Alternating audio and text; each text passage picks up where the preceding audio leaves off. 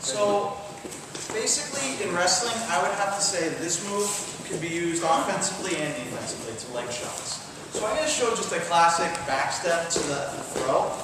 And then I'll just really quickly, before Coach Hada goes into the specifics on wrestling, how I integrated this into wrestling. Because this was probably my biggest move in wrestling. I would let someone in on my legs and I was able to get 5 points. So just to understand what this is in judo, is I'm going to have my standard grip, collar and sleeve, almost like a whizzer and an elbow, right? Kind of a similar situation. I step, I back step. Kind of like this thing we were doing, remember? It's the same thing. Same kind of thing. I'm breaking my opponent's balance by pulling him. Okay? So it's back step. With my left foot, because I'm a lefty, I'll do it righty too. I'm not coming out like that. Okay? I'm turning my toe, and it's right under his knee. Okay? Right there. I'm not going like that. Because all that's going to do is lift him in the air and put him back down. Okay? I'm going to be what is like a seesaw or a teeter-totter, where my foot and my head are opposite sides of that teeter-totter. Okay? If my foot's behind me, my head's down. Okay? When I finish this. You see that? I keep my balance. Because if I do this and I roll, he gets a takedown. We don't want that. We want to keep our balance. So when I do this, teeter-totter, seesaw, head and foot, correct? In a straight line. I'm not kicking out. Okay?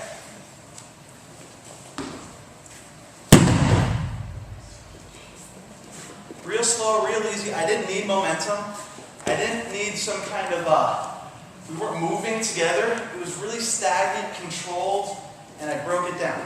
So I'm doing my back step. 1, 2, as I pull, head goes down as my foot goes up. Really controlled, okay? I can talk my way through it, okay? So, with no gi, the way I would do this, I don't do this really with an underhook, okay? If I do this with an underhook, a lot of times my opponent limp arms his right arm over my head. And now I'm in a position where when it gets slippery, it's hard to get that.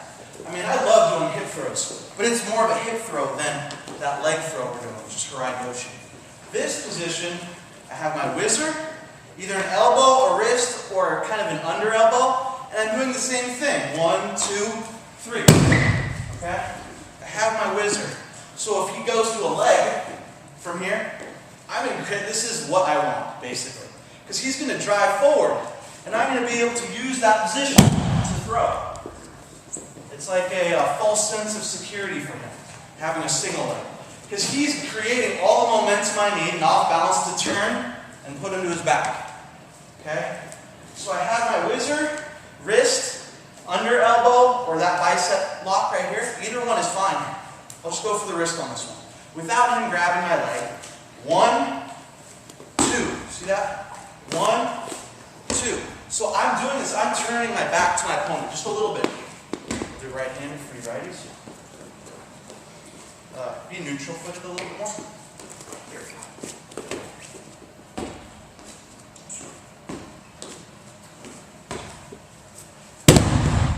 And obviously I want to fall with him. But for the case of his safety, I don't want to land on him and hurt him for today. My whizzer. An underhook is good if you understand the move and you feel it. Anything's possible. I'm not saying don't do it. But I would try and throw this and they would just limp arm. Sweatiness too, and it becomes real difficult. Okay, so the whizzer is the way I would do this most of the time. 1, 2, below his knee. Sweeping his both legs out, okay?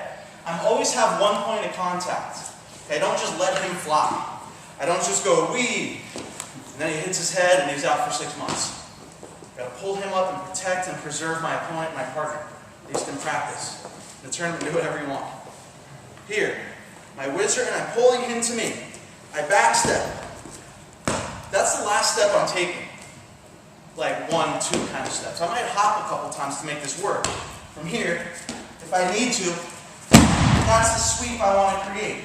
I don't want to kick backwards. You see the pendulum? The teeter-totter? Right? Head down, foot up. That same thing, opposite ends. It's the same thing, okay? I don't want to turn my foot out and open my hip. It's really hard to throw someone like that because I'm facing him. But if I turn that, my toe inwards, I'm no longer facing my opponent. I'm here. And for someone in this position, this is enough. Right here. See how my toe is turned inwards? Even if he steps over this.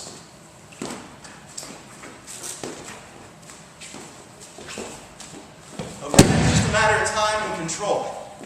Make sense? Yeah. Does your foot collide with him, or do you place your foot against him and then teeter-totter? Or both? No. If I'm practicing these moves, it's kind of both. It makes contact, but there's lift. I'm not kicking his leg, hoping that creates some kind of magic where he falls. I have to do all the elements together. Pull him to his toes, lift my leg, head down, all those things. But if we're in a scramble, it totally depends. I might just hook. And based on his reaction, I have to hop, and then I'm able to turn. Okay. Just to set it up, because there's a million ways this could go. Sure. Especially if he's in on a double, you know? If he's in on a double, and I have to switch this, grab the lat, he comes up. I'm in different positions with different ways to use this. But that's all basically comes out of learning how to do your back step properly and understand the concepts of this throw. This is my favorite throw in wrestling. Not as much in judo, but this move bailed me out of a ton of terrible late sprawls because I was never really good at that. Learning how to do this. Okay? So any questions?